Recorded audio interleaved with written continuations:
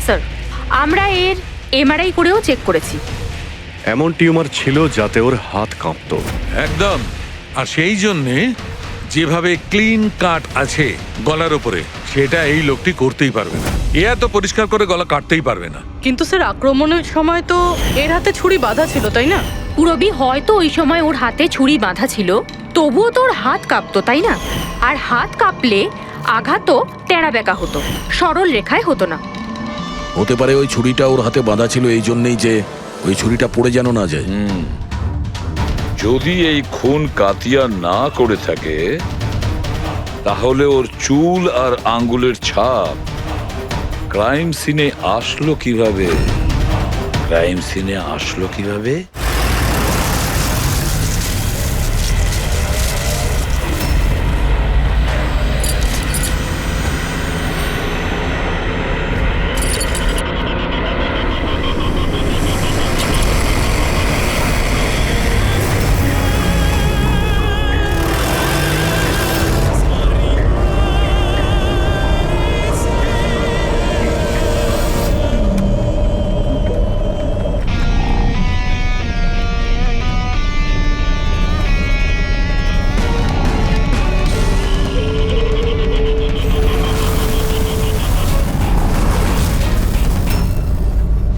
কি দিলীপ বাবু, এখনো বিয়ে টিয়ে করেননি নাকি?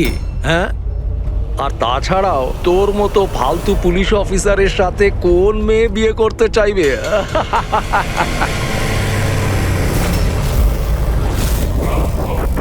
কি হলো রে, চুপ করে গেলি কেন?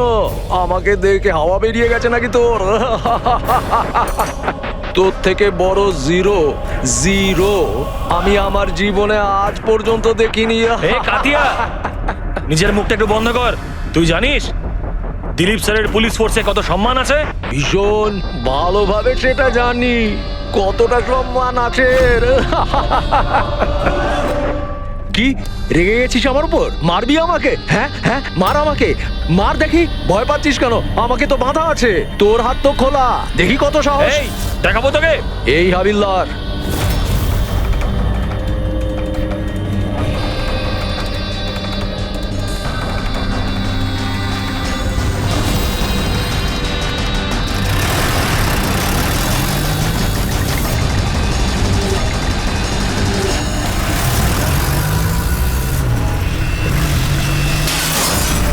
ড্রাইভার, গাড়ি থামিও না, চালিয়ে যাও। স্যার, অনেক ধোঁয়া, কিছু দেখতে পাচ্ছি না।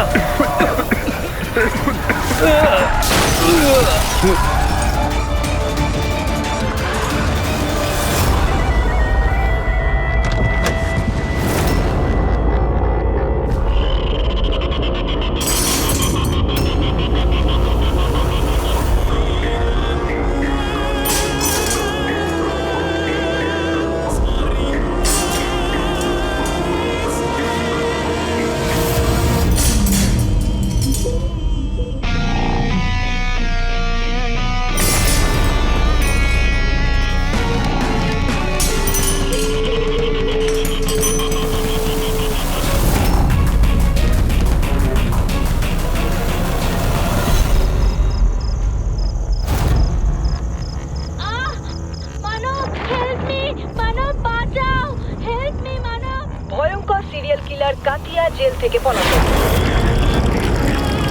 দুদিন আগে ওকে যখন পুলিশ ভ্যানে ট্রান্সফার করা হচ্ছিল, সেই সময় নিজের কিছু সঙ্গীর সাহায্যে কাতিয়া সেখান থেকে পালিয়ে যায়। পুলিশ সকলের উদ্দেশ্যে জানিয়েছে সবাই যেন সচেতন থাকে এবং সজাগ থাকে। দরজা এবং জানলা ভালোভাবে বন্ধ রাখবেন। কাতিয়ার উপর রয়েছে 17টি খুনের অভিযোগ, আর ওর বিশেষত্ব হলো মার্ডার করার আগে ও একটি গান গায়। এই আলো চলে গেল কি করে?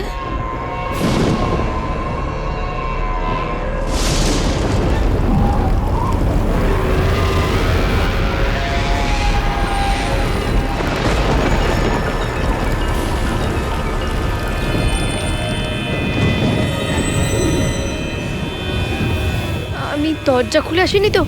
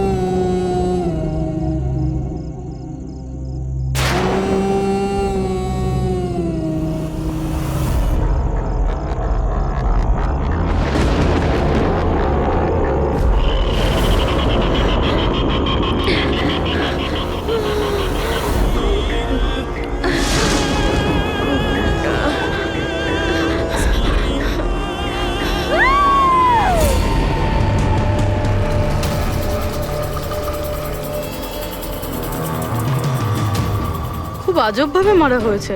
চোখে কাপড় বাঁধা কিন্তু চোখ খোলা আছে। কাতিয়া। এইভাবে শুধু একটাই লোক খুন করে, কাতিয়া। দুদিনও হয়নি ও পুলিশ ভ্যান থেকে পালিয়েছে, এর মধ্যেই দুটো খুন করেছে ও। একটাই মেয়েটার আর একটা পুনেতে। এই কাতিয়া যে 17টা খুন করেছে একদম সেম ভাবেই করেছে। ভিকটিমের হাত বেঁধে দেয়, গলা কেটে দেয় আর চোখ খোলা থাকে, যাতে মারা যাওয়ার আগে ভিকটিম নিজের ভয়ানক মৃত্যু নিজে দেখতে পারে।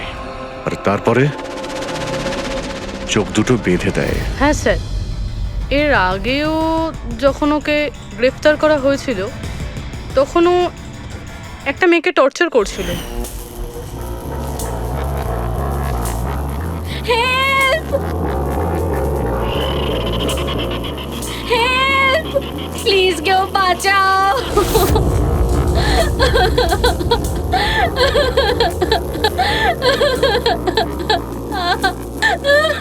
হেল্প!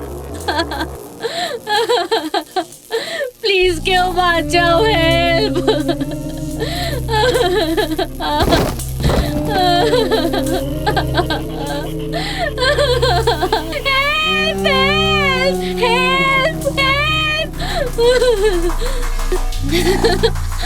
প্লিজ প্লিজ আমাকে মেরো না, প্লিজ, আমি হাত জোড় করছি, প্লিজ। হাত জোর করবে কি করে? তোমার হাত তো বেঁধে রাখা। আমি তোমার কি ক্ষতি করেছি? জানো তোমার অপরাধটা কি? তোমার অপরাধটা হলো তুমি খুব ভালো, ভীষণ সুন্দরী। কাঁদবে না, না, চোখ বন্ধ করো, কারণ যখন তোমার লাশ ওরা পাবে তখন তোমার মুখটা এরকমই যেন সুন্দর দেখতে লাগে। আর তোমার চোখ দুটো যে শেষবারের মতো দেখবে সেই মানুষটা আমি হব। তোমার রক্তের এক একটা বিন্দু যখন বাইরে আসবে, যখন তোমার শ্বাস বন্ধ হয়ে যাবে, তারপর আমি তোমার চোখ বন্ধ করে দেব এটা দিয়ে।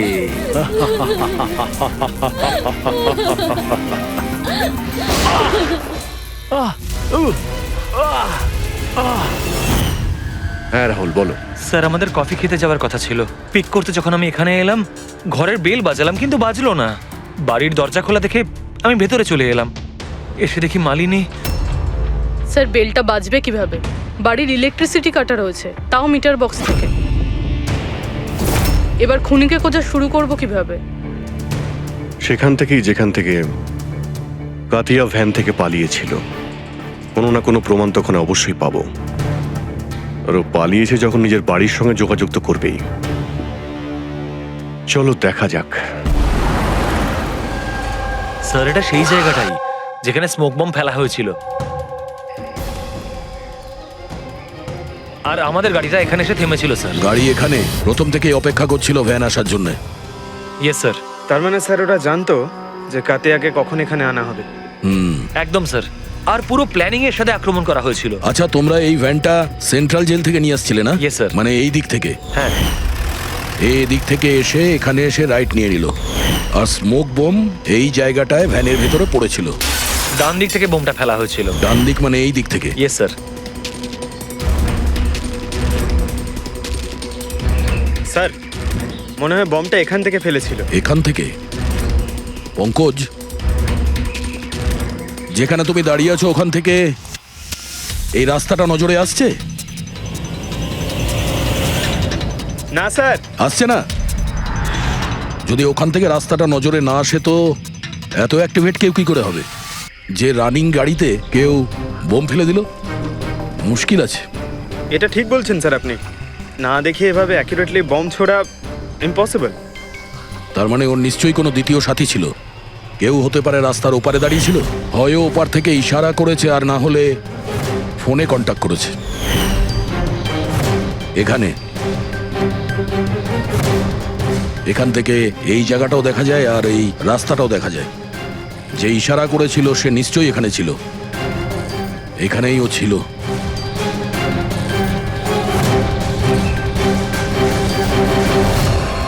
স্যার হুম, এই দেখুন,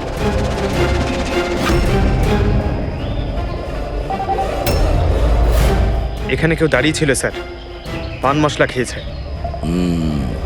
এখানে আরো প্যাকেট আছে, তুলে নাও এগুলো।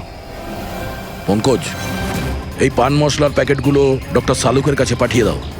হতে পারে এই প্যাকেটের জন্যই এই লোকটাকে আমরা পেয়ে যাব, আর ওই লোকটার জন্যই হতে পারে আমরা কাতিয়া পর্যন্ত পৌঁছে যাব।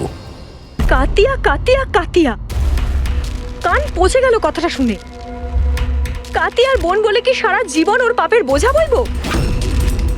কেউ আমার সাথে সম্পর্ক রাখে না, আমাকে বিয়েও করতে চায় না। ঠিকই তো, এক খুনির বোনকে কেউ কেন বিয়ে করবে? আরে আরে আরে ম্যাম, আপনি কোথায় যাচ্ছেন? স্যার স্যার, বললাম তো ওখানে কেউ নেই। শান্ত হও, সব জানতে পারা যাবে।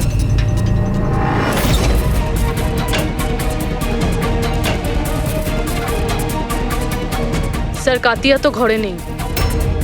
ওই ছবিটা ওকে দেখাও তো। এই ছবিটা দেখো, এই মেয়েটাকে চেনো? কাতিয়া এই মেয়েটার খুন করেছে।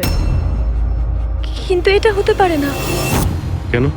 কারণ ওর সাথে যখন জেলে দেখা করতে যাই তখন ও আমাকে বলেছিল ওর ব্রেন টিউমার হয়েছে, আর এই অসুখের জন্য ওর হাত কাঁপতো, ও জলের গ্লাসও ঠিক মতো ধরতে পারে না। আচ্ছা, স্যার, যেই লোকটা জলের গ্লাস তুলতে পারে না, সে একটা মেয়ের গলা এত নিখুঁতভাবে কি করে কাটতে পারে? তাহলে কাতিয়া কি খুন করেনি? স্যার, যদি এই সব খুন কাতিয়া না করে, তাহলে কে করছে? স্যার, এই অনিশার কথায় আমি বিশ্বাস করতে পারছি না। ও নিজের ভাইকে বাঁচানোর জন্য মিথ্যে কথা বলতে পারে। আর যদি সত্যি বলে তাহলে?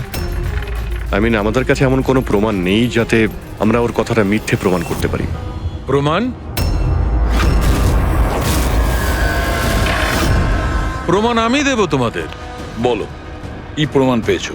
হ্যাঁ, প্রমাণ বাস ওই ক্রাইম স্পটে ওই যে মিটারটা পাওয়া গেছিল, আর ওই ভাঙা দরজাটা, ওই দুটোতেই কাতিয়ার হাতে ছাপ পাওয়া গেছে। তার মানে তুমি বলতে চাইছো এই দুটো খুন কাতিয়া করেছে? একদম একদম ঠিক। মালিনীকেও আর ওই সুনীলকেও, দুটো খুনই কাতিয়া করেছে। ওই পুলিশ, পুনে পুলিশ ক্রাইম স্পটে যে হাতে ছাপ পেয়েছে, ওগুলো কাতিয়ারই হবে। আর ওই পান মশলার প্যাকেটের উপর সেখানে কার আঙ্গুলে ছাপ আছে? সেই ব্যাপারে এখনো চেকিং চলছে, তোমাকে জানাচ্ছি। কি হলো অভিজিৎ, কি ভাবছো? এখনো বিশ্বাস হচ্ছে না? অনিশা আমাদের মিথ্যে কেন বলতে যাবে? ও ভালো মতোই জানে 2 মিনিটও লাগবে না ওর দাদার বিরুদ্ধে আমাদের প্রমাণ জোগাড় করতে। তাহলে ও আমাদের মিথ্যে গল্প কেন শোনাতে যাবে? হতে পারে এই কাতিয়ার বোন অনিশা মিথ্যে বলছে আমাদের। আবার এটাও হতে পারে যে খুনি অন্য কেউ, যে কাতিয়ার খুন করার পদ্ধতিটা খুব ভালো করে জানতো, আর ব্যাস ও কাতিয়ার টেকনিক অ্যাপ্লাই করে এসব করেছে। কপিক্যাট কিলার? হ্যাঁ পুরবি, কপিক্যাট কিলার। এবারে কাতিয়ার ব্যাপারে পুরো ঠিকুজি বের করতে হবে, ওর পুরো কুষ্টি ঠিকুজি খুঁজে বের করতে হবে। আর এই সব ইনফরমেশন আমাদের শুধু একজনই দিতে পারে। কে স্যার? Senior inspector Dilip.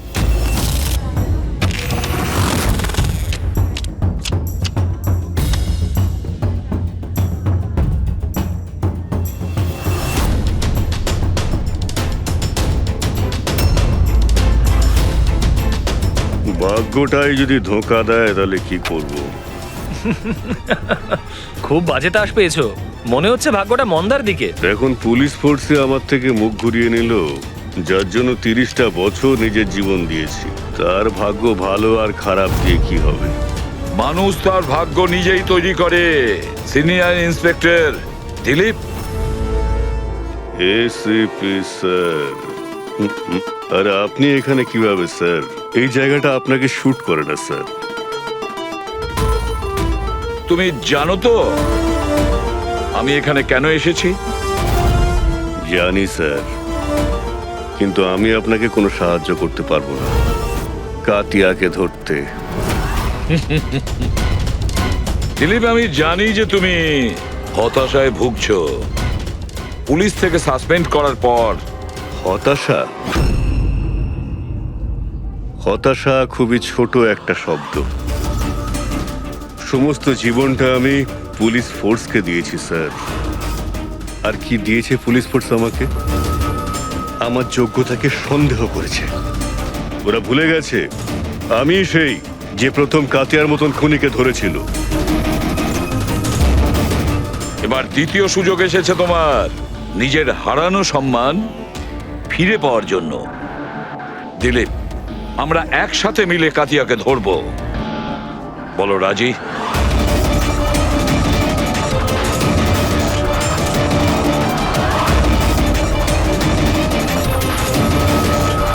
দুটো খুন করেছো দিলীপ, না জানি আরো কতজনের প্রাণ নেবে ও। আর এই সব কটা মৃত্যুর জন্য তুমি দায়ী থাকবে দিলীপ, তুমি। কারণ তুমি প্রস্তুত নও কাতিয়াকে ধরার ব্যাপারে হেল্প করতে চাইছো না বলে। মনে রেখো। কাতিয়া আর দ্বিতীয়বার খুন করবে না স্যার। আমার তুরুপের টেক্কা আমি পেয়ে গেছি। Good bye sir.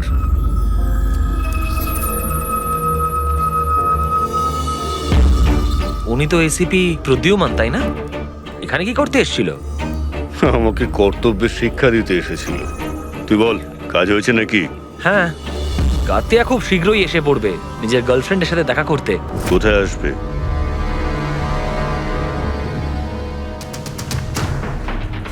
বা দিলীপ, এখনো হার মানছো না? এখনো কাতিয়াকে ধরার চেষ্টা করছো?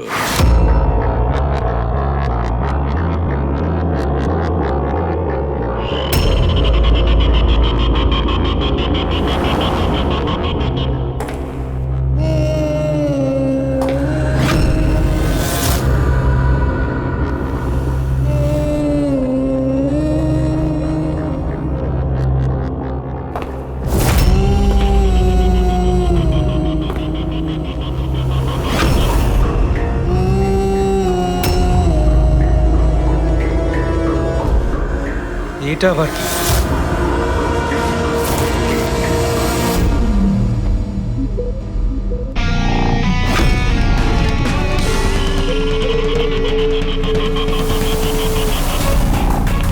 কে কে কে তুমি?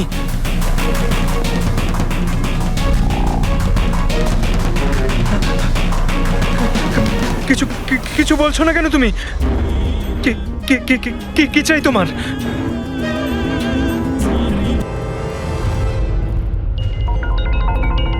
দীপা, সত্যি তুমি এতটা ইরেসপন্সিবল কি করে হলে? স্টাফ রুমে মোবাইল ফেলে গেছো? ওহো বাবা, হয়ে যায় কখনো কখনো, তাতে তো রেগে যাওয়ার কি আছে? এত রাতে ললিত এখানে কি করছে? মনে হয় স্কুল প্রজেক্ট এখনো শেষ হয়নি।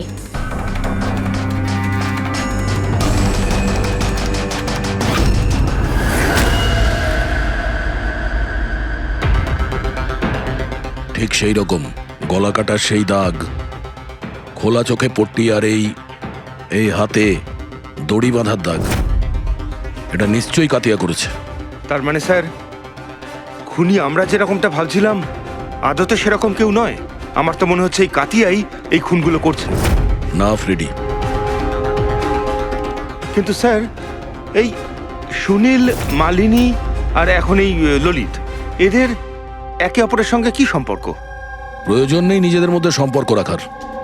কারণ এই কাতিয়া যে কোনো কাউকে কোনো কারণ ছাড়াই, কোনো ভাবনা চিন্তা না করেই মেরে দেয়। স্যার আসুন। স্যার, ইনি এখানকার ওয়াচম্যান। ইনি বলছিলেন যে পুরো স্কুল খালি হয়ে গেছিল ললিত ছাড়া, আর ব্যাস এনারা দুজন এসেছিলেন। ও, তার মানে এই কাতিয়া গেট দিয়ে ভেতরে আসেনি, অন্য কোনো রাস্তা দিয়ে ভেতরে এসছে। কিন্তু স্যার, ক্লাসে আসার কোনো অন্য রাস্তা নেই। তাহলে হতে পারে ও অন্য কোনো রাস্তা বানিয়ে নিয়েছে।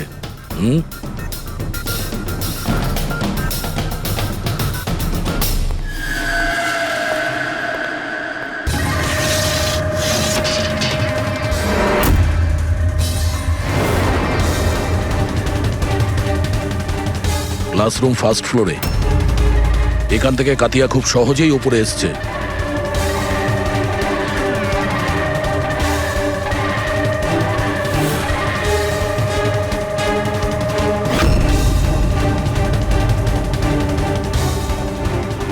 স্যার, হ্যাঁ, বাইরে পানওয়ালাটার সাথে কথা বললাম, বললো যে 2 ঘন্টা আগে নাকি কাউকে পেছনের রাস্তা দিয়ে স্কুল কম্পাউন্ডে ঢুকতে দেখেছে ও।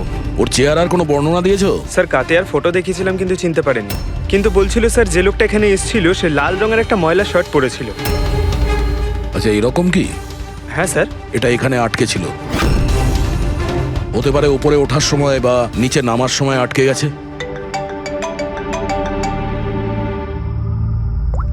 হ্যাঁ অভিজিৎ, কি?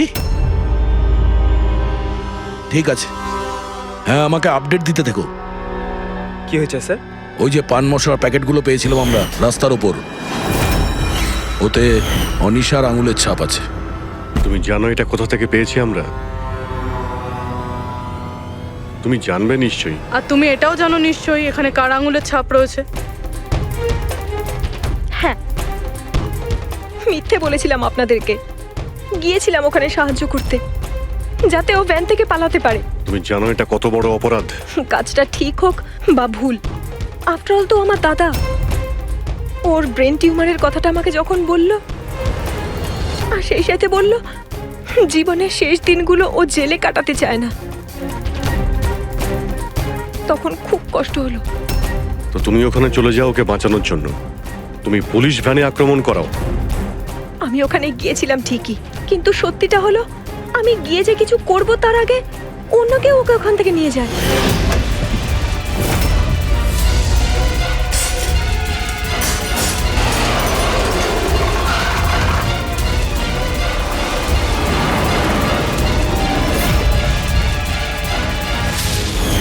তুমি কাউকে এই ব্যাপারে কিছু কি বলেছিলে যে কাতিয়া জেল থেকে পালাতে চায়? ওর কোনো বন্ধু নেই, সবাই শত্রু। আচ্ছা, তাহলে স্যার কে সাহায্য করছে ওকে পালানোর জন্য? যে একবার মিথ্যে বলতে পারে সে তো আবার মিথ্যে বলতে পারে। এর উপর নজর রাখতে হবে। দিলীপ, এই 2টো খুন ছাড়াও 17টা খুন, আরো 17টা খুন করেছে। যে করেই হোক ওকে থামাতে হবে। একটা খুব সাধারণ অপরাধীর জন্য আমাকে ফোর্স থেকে বার করে দেওয়া হয়েছে। তুমি ভুলে গেছো তোমার নিজের শপথ, যখন তুমি প্রথম পুলিশের ইউনিফর্ম পরেছিলে? ভুলে গেছো? ধিক্কার জানাই তোমাকে। স্যার, আমি এখানে মদ খেতে নয়, আমি এখানে তদন্ত করতে এসেছি। তার মানে কি? এক খোঁচর আমাকে বলেছে কাতিয়ার গার্লফ্রেন্ড প্রায়শই এখানে আসা যাওয়া করে। আমি ওকেই খুঁজছি স্যার। আমি সন্দেহ করছি যে কাতিয়া আসল খুনি নয়, এ কোনো কপিক্যাট কিলার যে কাতিয়াকে নকল করছে।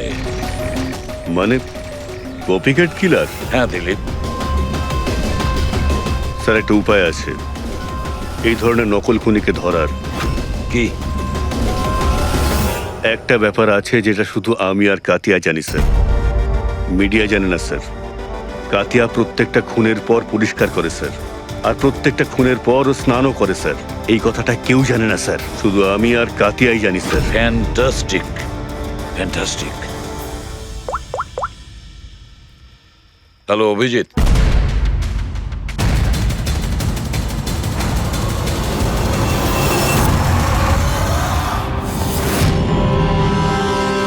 এরা দুজন গেল কোথায়? চালুকে? আরে এখানেই আছি বস, এখানেই আছি। কোথায় আর যাবো তোমাদের ছেড়ে? এখানেই আছি। বলুন ডক্টর, ওই চুলটাকা যেটা আমরা ট্রেন থেকে পেয়েছিলাম, কারণ ওই চুলটা যদি কাতিয়ার না হয় তাহলে এটা কনফার্ম যে ও খুন করেনি। এক্স্যাক্টলি। আমার তো মনে হয় ওই খুনি কোনো কপিক্যাট কিলার। সাধারণ লোক তো জানেই না যে কাতিয়া যখন খুন করে সে ওখানে ক্রাইম সিনে গিয়ে স্নানও করে।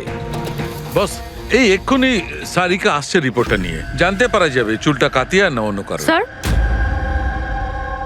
স্যার আমরা চুলের ডিএনএ টেস্ট করিয়েছি, অনিশার ডিএনএ সঙ্গে ম্যাচ করে গেছে। 100% ওই চুলটা কাতিয়ার। প্রথম থেকেই বলছিলাম আমি স্যার যে অনিশা নিজের ভাইকে বাঁচানোর জন্য মিথ্যার উপর মিথ্যে বলছে। ও নিশ্চয়ই জানবে কাতিয়া কোথায় লুকিয়ে আছে। গ্রেপ্তার করে নেবো ওকে। হ্যালো, স্যার আমি কাতিয়ার ঠিকানা পেয়ে গেছি স্যার। কি কাতিয়াকে পেয়েছো?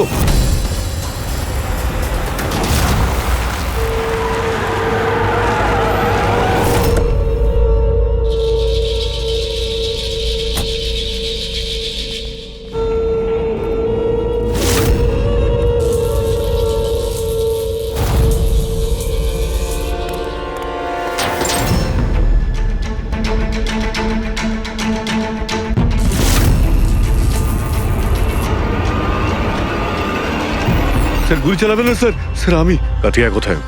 ওইদিকে।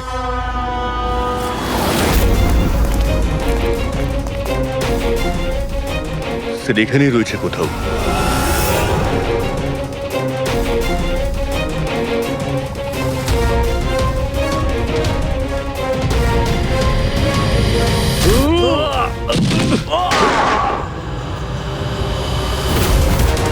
দিলীপ, তুমি ঠিক আছো তো? দিলীপকে হসপিটালে নিয়ে যাও, সাবধানে।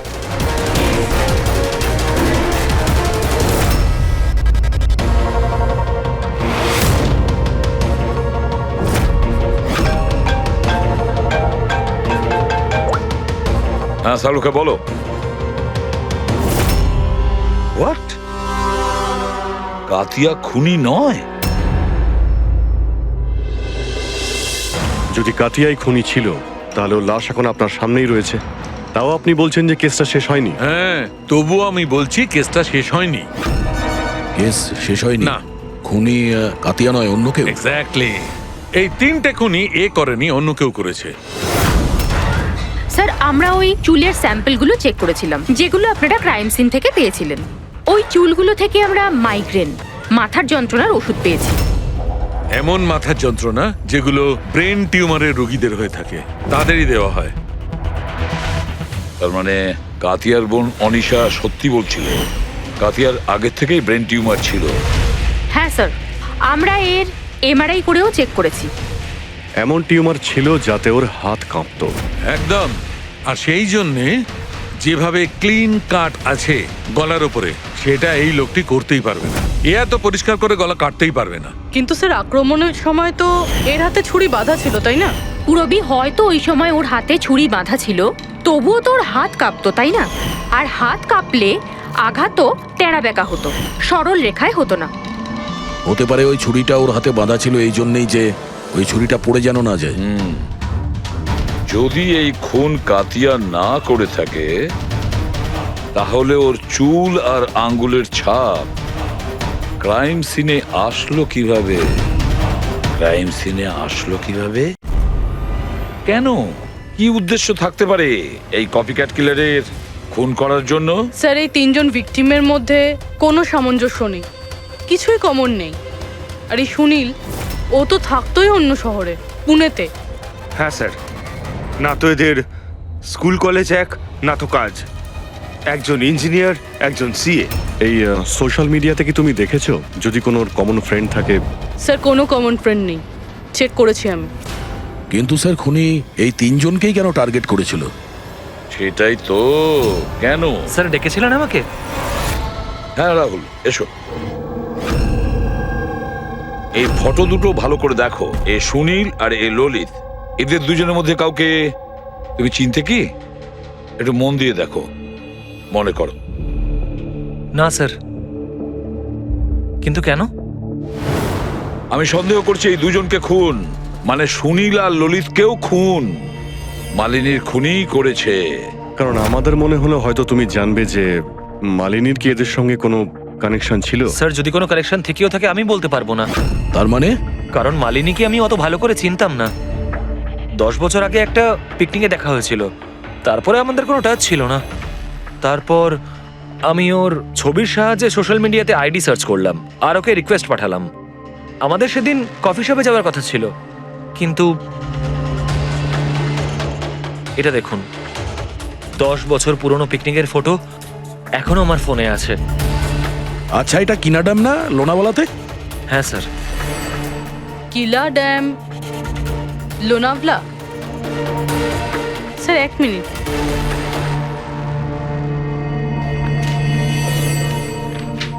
স্যার এই ললিত 10 বছর আগে কিলা ড্যামে গিয়েছিল, 17 ডিসেম্বর 2008-এ। আমিও তো এই ডেটটাতেই ওখানে গেছিলাম। 17 ডিসেম্বর 2008-এ? আচ্ছা, এটা আবার সেই সূত্র নয় তো যেটা আমরা খুঁজছিলাম, এই তিনজনের মধ্যে কানেকশন? দেখো তো একটু শুনিল ওই ডেটে ওখানে গিয়েছিল কিনা।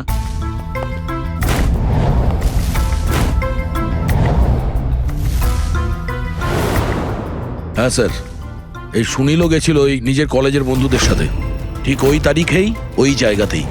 তিনজনের একসঙ্গে থাকা ওই একই ডেটে, এটা কোনো কোইন্সিডেন্স হতে পারে না স্যার। Exactly Abhijit, 17 December 2008। নিশ্চয়ই সেদিন ওখানে কিছু হয়েছিল যার কারণে খুন হয়েছে। হ্যাঁ স্যার, হয়েছিল। স্বাতী নামের একটা মেয়ে কিলা ড্যামের ওপর থেকে ঝাঁপিয়ে আত্মহত্যা করেছিল, আর ওর লাশ ওখানকার পুলিশ পেয়েছিল পরের দিন। স্বাতী? সাথে কি কখনো আপনাকে কিছু বলেছিল কোনো ঘটনার ব্যাপারে, কোনো কোনো টেনশন যার জন্য ওকে এটা বেছে নিতে হয়েছিল? ও আমায় বলেছিল যে কয়েকটা ছেলে ওর সাথে বদমাইশি করেছে। আমি ওকে তখনই বললাম যে তুই বাড়ি ফিরে আয়, কিন্তু ও আসেনি। আর তারপরের দিনই ওই ছেলেগুলোর ব্যাপারে কিছু বলেছিল? না, আমি অনেকবার জিজ্ঞেস করেছিলাম, কিন্তু ও আমায় বলেনি। দেখুন, এই যে খুন হচ্ছে এগুলো, এতে সাথীর মৃত্যুর সঙ্গে কোনো না কোনো সম্পর্ক রয়েছে। খুনি যেই হোক না কেন, সে সাথীর মৃত্যুর প্রতিশোধ নিচ্ছে 10 বছর পর। কিন্তু সাথীর মৃত্যুর প্রতিশোধ কে নেবে? আমি ছাড়া ওর তো আর কেউ নেই। হয়তো ওর বয়ফ্রেন্ড? না, আর যদি কেউ থাকতো আমায় অবশ্যই বলতো। কোনো আত্মীয় স্বজন বা? এখানে তো পাশেই একটা অনাথ আশ্রম আছে, সাথী প্রায়ই ওখানে যেত অনাথ বাচ্চাদের রাখি পরাতে। ওদেরকে ভাই বলে ডাকতো। সাথীর মৃত্যুর পর একটা ছেলে এখানে এসেছিল, খুব কষ্ট পেয়েছে ও। কে ছিল সে, আপনি বলতে পারবেন তার ব্যাপারে? এত বছর পরে আমি ওর মুখ বা নাম তো বলতে পারবো না, আর তারপরে ও আর কখনো আসেও নি। আচ্ছা, কি কি কথা হয়েছিল আপনার মনে আছে? ও শুধু এটাই বলছিল যে ঘটনার দিন সাথী ওকেও ফোন করেছিল, সব কিছু বলেছে ওকে, আর ও সাথীকে আত্মহত্যা করা থেকে আটকাতে পারেনি। সাথীর ধর্ম দাদা। আচ্ছা সালুকে একটু তাড়াতাড়ি বলবে? হ্যাঁ হ্যাঁ, 1 মিনিট। জানতে পেরেছি বস, দুটো জিনিস জানা গেছে যাতে করে এই কেসটা বদলে যেতে পারে। প্রথমত হলো এর পেটের মধ্যে আমি দুধ আর ব্রেডের ট্রেসেস পেয়েছি। হ্যাঁ, তাহলে হতে পারে মৃত্যুর আগে দুধ আর ব্রেড খেয়েছিল। এর থেকে কেসের মোড় ঘুরবে কি করে? আরে ভাই, দয়া, আশ্চর্যের ব্যাপার হলো এটাই যে ও মারা যাওয়ার আগে নয়, বরং লাস্ট 3 দিন ধরে এই লোকটা শুধু এই দুটো জিনিসই খাচ্ছিল, এগুলো ছাড়া আর কিচ্ছু নয়। অসুস্থ ছিল, ডক্টর হয়তো এইসবই খেতে বলেছে ওকে। পুরবি এ রোগী তো বটে, কিন্তু ব্রেন টিউমারের রোগী। এ অন্য কিছু খেতে তো পারতো, এ তো পেটের রোগী নয় বস। তবে সব সময় দুধ আর রুটি কেন? আর দ্বিতীয় সূত্র কি পেয়েছেন আপনি? দ্বিতীয়ত, এর এই দেখো নখের মধ্যে কিছু একটা লেগে আছে না বসের? নখের মধ্যে থেকে আমি অনেক ময়লা আর রক্তের চিহ্ন পেয়েছি। ওর নখগুলো দেখে আমার মনে হচ্ছে যে ও কোনো জায়গা আঁচড়াচ্ছিল। এই দেখো, নখে রক্তও লেগে আছে। মানুষ এরকম খারাপ ভাবে নখ দিয়ে আঁচড়ানোর চেষ্টা করে তখনই যখন সে কোনো বদ্ধ জায়গা থেকে প্রাণপণ বেরোনোর চেষ্টা করে। হ্যাঁ স্যার, তার মানে এই কাতিয়াকে কোথাও ধরে রাখা হয়েছিল, আর সেই কারণেই ওর পেটের মধ্যে দুধ আর ব্রেড পাওয়া গেছে। হতে পারে, নিশ্চয়ই হতে পারে দয়া। আর সেই জন্য আমরা ওই 3 জনের মৃত্যুর পর জানতে পেরেছি।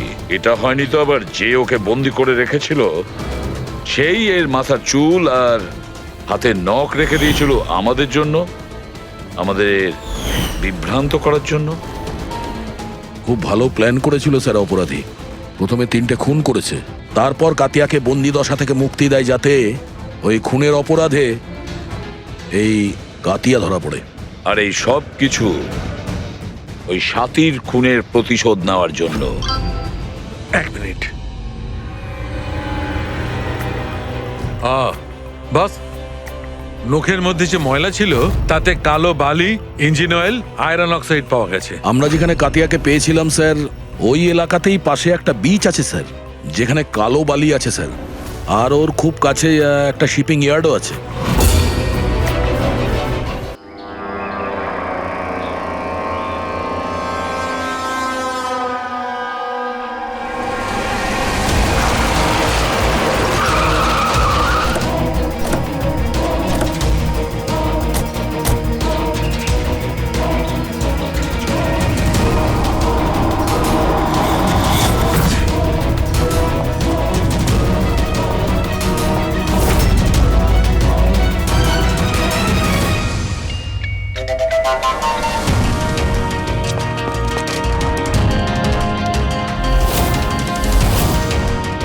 দয়া, স্যার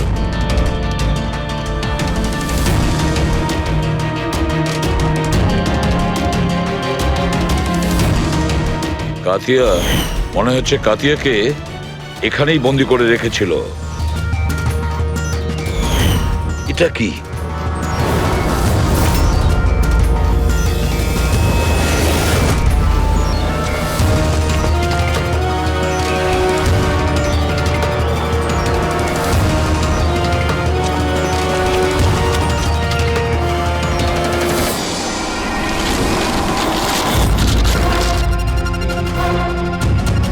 মনে হচ্ছে এটা সেই ভ্যান যার ব্যাপারে অনিশা আমাদের বলেছিল। তার মানে ওদের আড্ডা এখানেই কোথাও হবে। স্যার হতে পারে এখান থেকে কোনো প্রমাণ পেয়ে যাব। হ্যাঁ, দেখো গাড়ির কোনো পেপার আছে কিনা।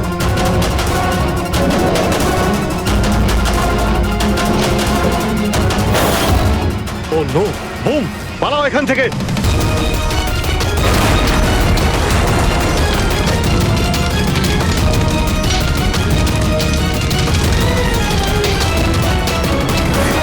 এই, এই, এই, দাঁড়া! এই দাঁড়া! দাঁড়া বলছি, দাঁড়া! কোথায় পালাচ্ছিলি? হ্যাঁ,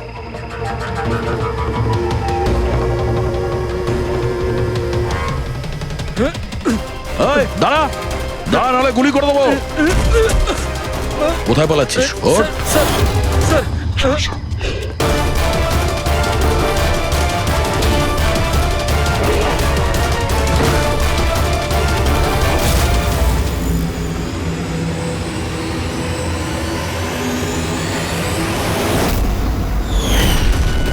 সিনিয়র ইন্সপেক্টর দিলীপ, সাথীর ধর্ম ভাই, যাকে ও ফোন করেছিল। হ্যাঁ, বোন ছিল আমার। যেদিন ও আমাকে ওই 3 জনের নাম বলল, আমি কথা দিয়েছিলাম ওকে যে আমি ওদের থেকে এক একটা হিসেব নেব। কিন্তু পরের দিনই ও আত্মহত্যা করে। তুমি একজন পুলিশ অফিসার, আইনের সাহায্য তুমি ওকে শাস্তি দিতে পারতে। তোমার কি মনে হয় আমি চেষ্টা করিনি? গত 10 বছর ধরে আমি একটাই চেষ্টা করে যাচ্ছি যে আইনগতভাবে ওদের শাস্তি দেওয়ানোর, কিন্তু কেউ এগিয়ে আসেনি। এভাবে আমি সফল হলাম। এবার সাফল্যটা কোথায় আসলো তোমার দিলীপ? একজন পুলিশ অফিসার থেকে খুনি হয়ে গেছো তুমি। খুনি। অন্তত চেষ্টা তো করেছি আমি। যেদিন কাতিয়াকে ওই ট্রান্সফার করছিলাম সেদিনকে আমি ওকে কিডন্যাপ করাই। ওই 3 জনকে হত্যা করার পর আমি কাতিয়াকে ছেড়ে দিই, যাতে কেউ আমাকে সন্দেহ না করে। আমি জানতাম যে ও বদলা নিতে নিশ্চয়ই আসবে, আমার উপর অ্যাটাক নিশ্চয়ই করবে, আর ও সেটা করলো। তারপরে যা কিছু ঘটেছে আপনাদের সামনেই ঘটেছে। আমার প্ল্যান পারফেক্ট ছিল। ওর ব্রেন টিউমারের জন্য সমস্তটা গন্ডগোল হয়ে গেল। তুমি ফোর্সে ছিলে, এটা তো অবশ্যই জানতে যে আজ নয় তো কাল আসামি ধরা পড়েই। গত 10 বছর ধরে আমি বোনের হাতে রাখি পরিনি। অ্যারেস্ট হওয়ার কোনো দুঃখ নেই আমার। রাখির সম্পর্ক আর রাখির বন্ধন দুটোর গুরুত্বকেই আমি সম্মান করি, কিন্তু আরো একটা কর্তব্য আছে, ইউনিফর্মের মর্যাদা রাখা। নিজের দেশের প্রতি যে কর্তব্য, সেই কর্তব্য তুমি ভুলে গিয়েছিলে। তুমি পুলিশ অফিসার হওয়া সত্ত্বেও তিনটে খুন করার অপরাধের কি শাস্তি, সেটা তো তুমি খুব ভালো রকম জানো।